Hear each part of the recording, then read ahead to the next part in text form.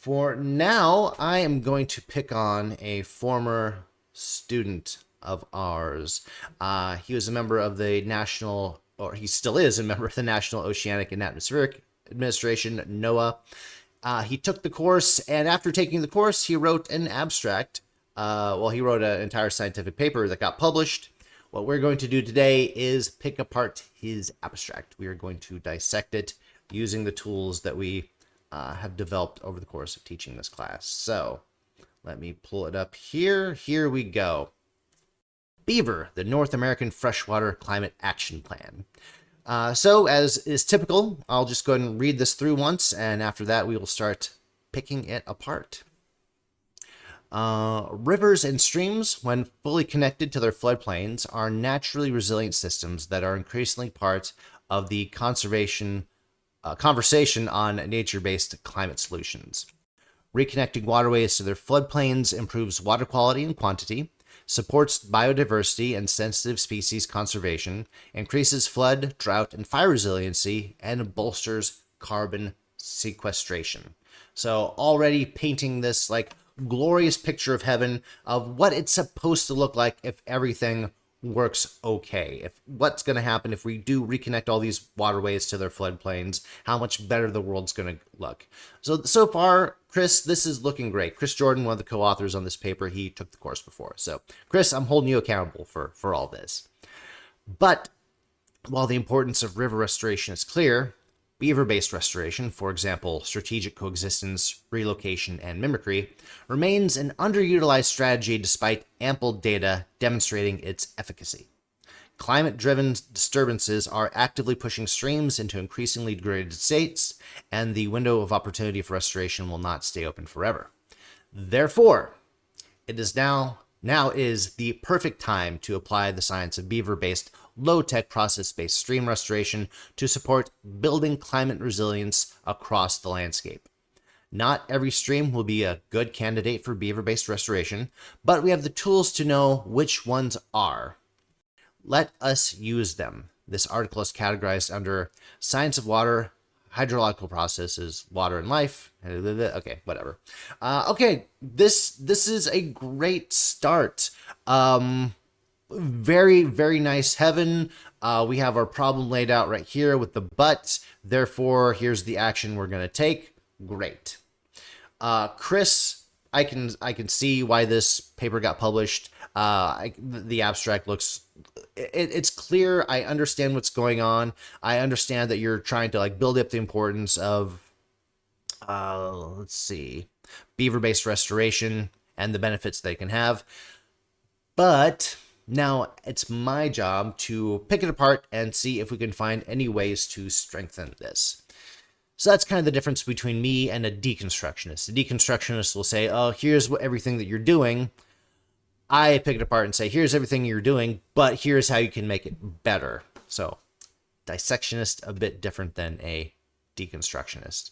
All right, so let's pull this up in Word. And as you can see, I already gave it a start here with the color coding. Make this a little bit bigger so you can see it easier. There we go, blowing up on the screen. All right. So like I said, we have our nice section of agreement.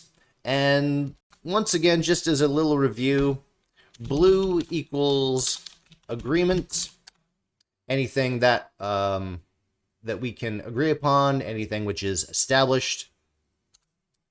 Red equals problems or contradictions. Let's just say contradictions.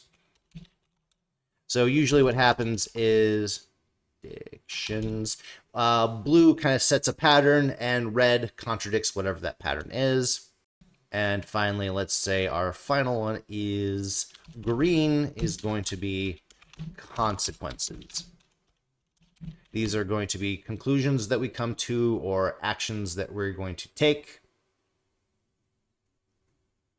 And we will designate them as green. So just starting off, this section here, rivers and streams, when fully concentrated on their floodplains, are naturally resilient systems that are increasingly part of the conversation on nature-based climate solutions. Okay, we can agree upon that. That's something that doesn't really have any controversy to it. It's a pretty just like baseline factual statement. I would consider this like the Earth statement. This is our starting point. Where do we go from here? Reconnecting waterways to their floodplains improves water quality and quantity, supports biodiversity and sensitive species conservation, increases flood, drought, and fire resiliency, and bolsters carbon sequestration. So this is starting to sound like the Matthew template, where we take these three forces and like kind of further subdivide them. So the agreement, the blue section, the setup, we subdivide into earth and heaven. Earth is just kind of our starting baseline. Here's what the topic is. That's all we're trying to get. Right now, we know that this is about river streams connecting to the floodplains, resiliency, resilient systems, conservation. So we got a pretty good understanding of what our baseline topic is. Next is the heaven. So this is the world that we're shooting for. Reconnecting waterways to their floodplains improves water quality. This is the world we're trying to make. But hell, we're currently living in this current problem. Therefore, action. Here's the action that we need to take to get out of hell and to this heaven that we have imagined. All right. So for the hell, but, key signifier that we are now at the contradiction, the word but, while the importance of river restoration is clear, all right, already getting a little muddy. So instead of getting right to the problem, we've already added one more bit of context. So we already interrupted the flow. We noticed this a lot in academic and scientific writing. Instead of getting right to the problem, we're going to put a bunch of qualifiers in front of it, a bunch of despite and howevers and yets. We will eventually wind our way to the problem, but we're going to put a ton of hurdles in the way before you get there.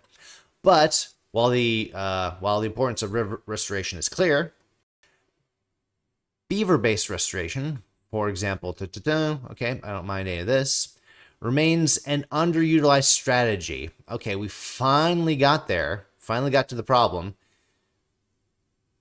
Despite another word of contradiction. So we're contradicting our contradiction right now. Despite ample data demonstrating its efficacy. All right.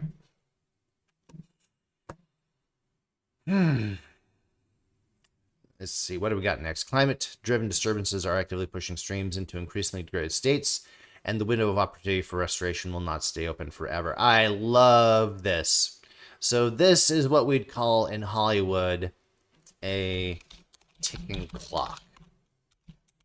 Basically, we're starting to put a limit on how long we can get away with not doing this. Things are getting worse. The window of opportunity for restoration will not stay open forever.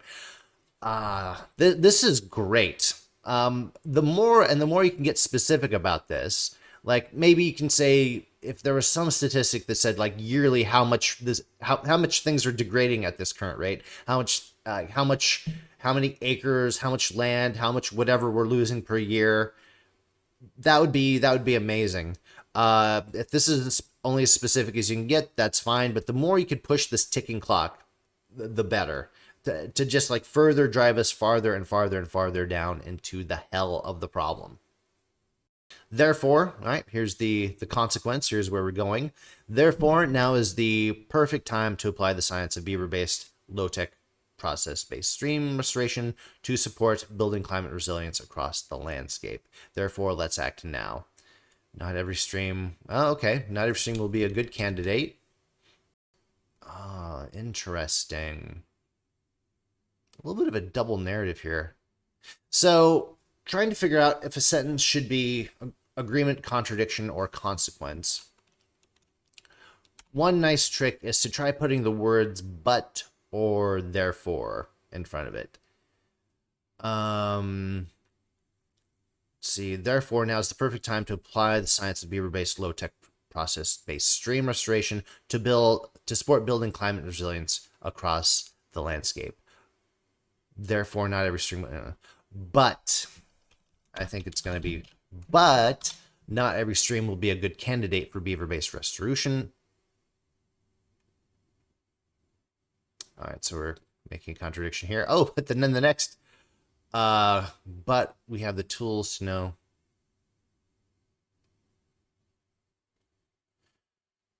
Ooh, another kind of double contradiction. Is this really a contradiction? But not every stream will be a good candidate for beaver-based restoration. So I think this is a therefore. Therefore, we have the tools to know which ones are. Therefore, it'd be better to state it like, therefore, we're going to use these new tools. Therefore, we're going to use our toolkit to know which ones are. Yeah, this should actually be a therefore, I think.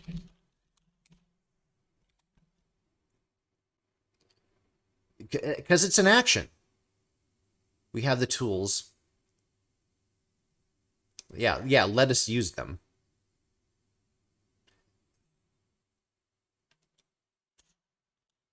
And this is blah, blah, blah stuff. Okay, this is, it's a little creative writing-y, I guess, but we have the tools to know which ones are. Let us use them. Is it worth it, though? They're trying to be a little bit clever here, giving us like a little clever turn of phrase, ending on a strong note. Let us use them.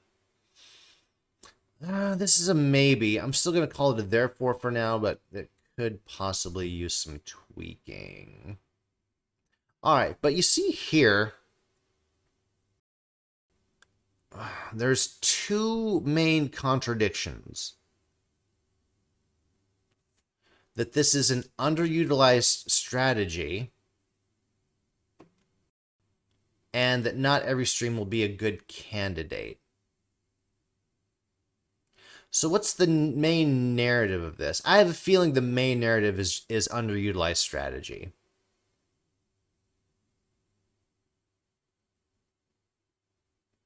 And the second narrative, in the abstract, I feel like it's a continuation. We're getting like even farther down into details here. Is that something we want to do in this abstract, though? I feel like for the abstract, you really want to shine a light on the main problem. This feels like an extra narrative beat that's just going to confuse things in the long run. It's fine for like the main paper, and I think it fits nicely under this when you're like really getting to the like how you're going to do it. But I'm not sure it belongs in the abstract as an extra narrative beat. I think it's just going to confuse things. Are we talking about that this is underutilized, or are we talking about we need to figure out which are the good candidates? Is that the main problem? Is it good candidates, or is that this is underutilized overall? I think it's that it's underutilized overall. Man. And if anyone has any opinions on this in chat, feel free to jump in. But I think this extra beat is just going to confuse things in the long run. All right, let's go under that assumption and start picking this apart that way. So, all right. So this is our original, which we're going to leave basically unchanged. Here is the one that we are going to rip to shreds. And we are going to rip to shreds using the Matthew template, which, once again, this is a template idea that I came up with, pitched it to my colleagues, and they're like, that's great, let's call it the Matthew template. So I'm basically stuck with this now, the name. It's not my fault, I swear. All right, so here's what's really bothering me about the blue section. There is a heaven, but I think it could be a better heaven that is more tied to the action that they're undertaking. Let me pull up one of my dorky little graphs here. All right, so and for me, an ideal heaven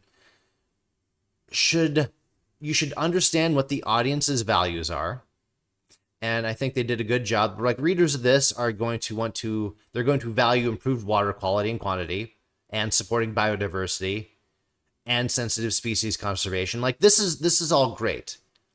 It's all nailing stuff that I'm sure the audience to this abstract cares about. But as for what they are doing, what the authors of this paper are doing, what they're focusing on is beaver-based restoration. And nowhere in their heaven do they talk about what it is that they are doing. And I think that's a problem. I would like to see how those two tie in. So, and okay, easy way to start with that. So, great start, great initial heaven, or great initial earth, I should say. And let's even just keep this as more earth. But for the actual heaven,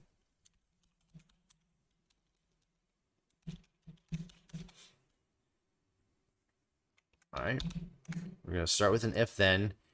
And if we could better utilize beaver-based restoration,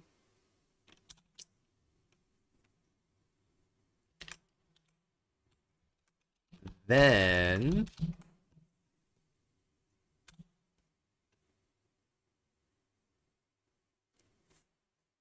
let's turn, say, climate-driven disturbance first. Then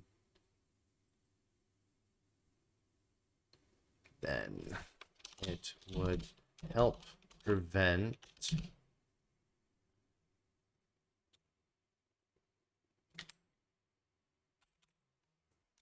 climate-driven disturbances which actively push streams into increasingly degraded states.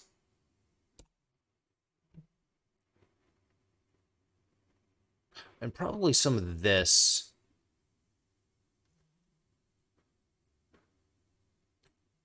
could come in here too, I'm betting. Yeah, this is where I would need one of the authors here. Like, so if we could utilize beaver-based restoration, how good could things get? And this is what a lot of people do not understand about narratives. At the beginning of the narrative, you understand what the goal is from the get-go. The specific goal that you're trying to achieve, and the results of that goal. You know that from the get-go. Like, even in movies, in Act 1 of the movie, before you get to, like, the second act where everything falls apart, you kind of start to know what the hero's goal is, what it is that they want, what they desire, what they're striving for. You start getting a very clear picture of that. And we get a very good picture of, like, this kind of very big overarching ultimate goal, but we're missing out on the more proximate goal of how we're going to go about doing that. So, yeah, the ultimate goal, of course, is all this reconnecting waterways, improving floodplains.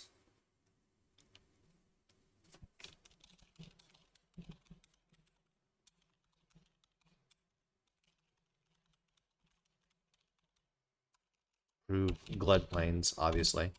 Floodplains, improve environment. Proximate goal, the specific thing that you are doing, the specific action that you are taking that ties into the audience values, that is increasing beaver-based restoration.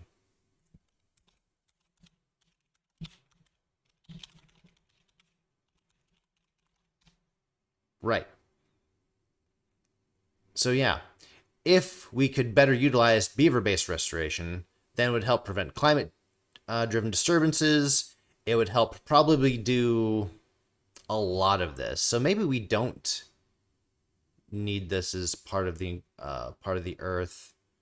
I'm betting this all directly ties in.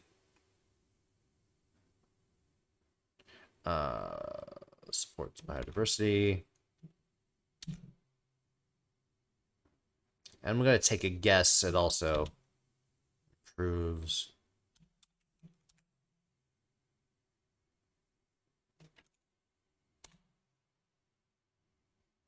Support biodiversity.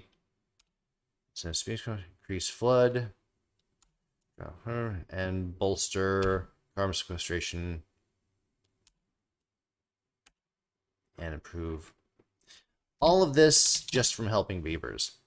Now, I don't know this for 100% certain. Like I said, I would need the authors here to back me up. But this is more directly tying in what it is that you want to do with what it is that the audience values. A direct connection. We're not dancing around it. We're not kind of connecting it. We are directly. If we do this, then you get all of this. We're trying to be as simple and straightforward as possible. And this is such a difficult concept for people to get. Simple and straightforward is helpful for audiences. All right, so I think this is good enough for our heaven for right now. Let's try to figure out what I want our hell to be. Hell. Oh, we, of course, have to go for the red font for hell, obviously. Okay, well, the importance of restoration is clear. An extra beat that just...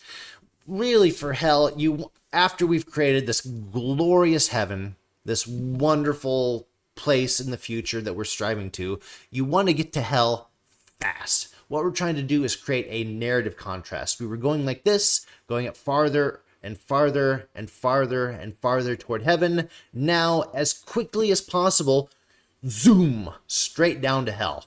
That's what we're trying to do. That's what Hollywood does. It's called narrative contrast.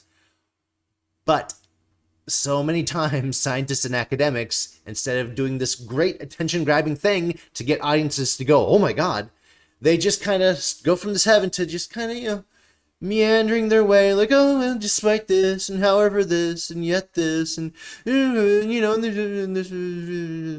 and finally, kind of like just waterboarding you with information, finally getting you to hell. Maybe the real hell is the journey to get to hell. I don't know. But for us, it's that wake-up signal of like going straight from heaven to hell immediately. Bam! Kind of that shock factor. And it helps to focus audiences in. They know now what's at stake, why they should care. But hell. But, we don't have that. We don't have that wonderful thing. And we want to make it that, like, fast, too. So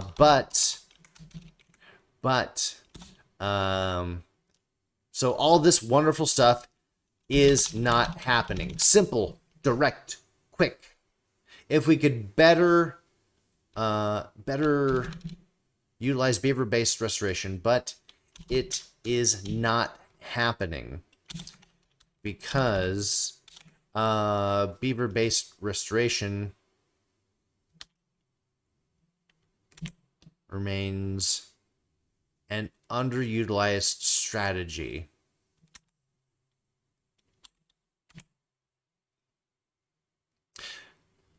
Oh, despite ample data demonstrating its efficacy. Oh, so we do have ample data. I don't want this to be in the butt though. And so let's move that to the heaven. And we know from ample data that if we know from ample data that if we could better utilize beaver-based restoration, then it would help prevent climate. Okay, so we have the data, and I think that's part of the heaven. We have the data. We know this. This is established, and we know this. This is actually one of the common tools we know or we use. And we know from ample data that if we could better utilize beaver-based restoration, then heaven. But it is not happening because beaver-based restoration remains an underutilized strategy due to, and here is where I'm unclear, why is it an underutilized strategy? We're not using it because why? I don't think it says...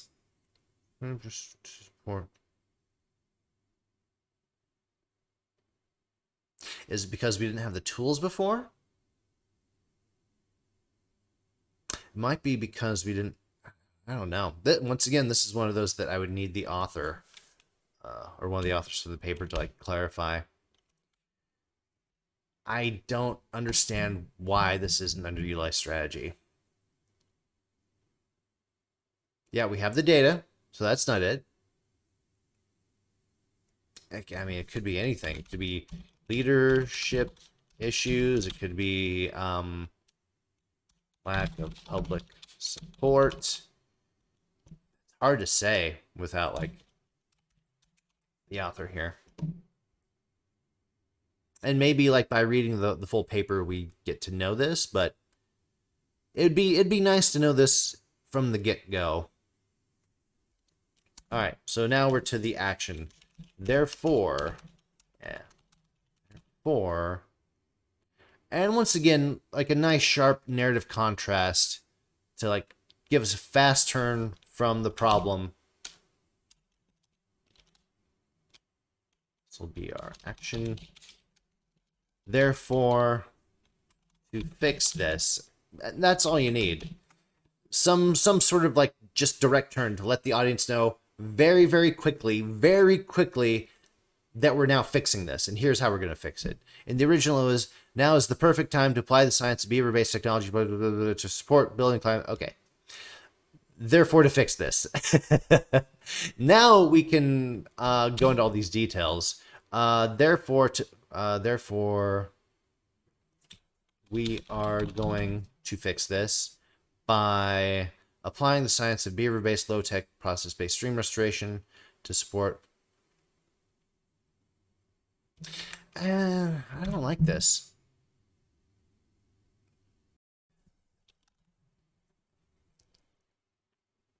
It doesn't really address that why it's an underutilized strategy. Climate resilience across the landscape. Maybe the therefore actually is.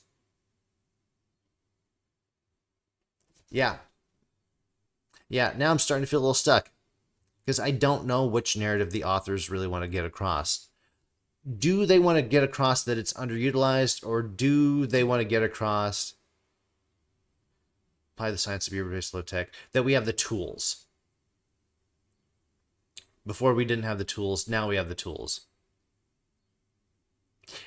And the original abstract is unfortunately kind of unclear on that. All right, so that is where, if I had the authors in front of me, I would start getting some clarification. Which narrative is it that you really want to focus on? That it's underutilized, or that we haven't been using the tools, therefore we need to start using the tools? Or is it underutilized because we've never had the tools before?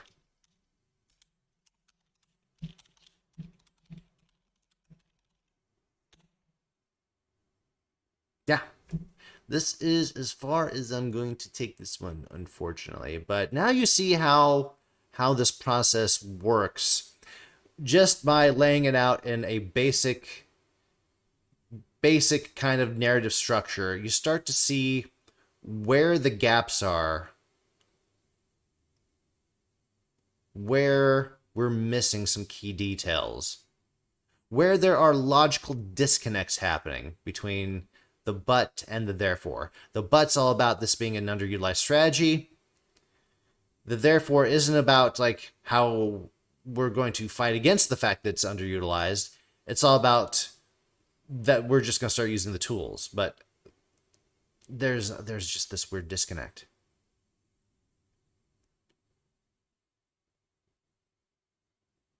Yeah, I want to know, why is it being underutilized, and how are we going to fix the fact that it's underutilized? And it just doesn't really address that in the original. Okay, so there you have it. We can only push it so far without the original author, and when you get the actual scientists in the room, or on Twitch or on Zoom or on whatever, you start getting all kinds of great insights, and you start seeing their brains light up as they realize that they're missing parts of their thinking, that there's like big blanks there.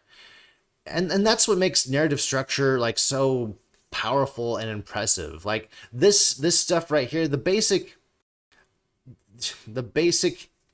and but therefore, this is just how we think. This is basically just how we think. And by getting better at this, we start to think better. By just mastering these three words and the three forces and figuring out how to like really utilize this, we start to get clarity of thought, things start to fall into place, and we start to see where the gaps in our knowledge lie.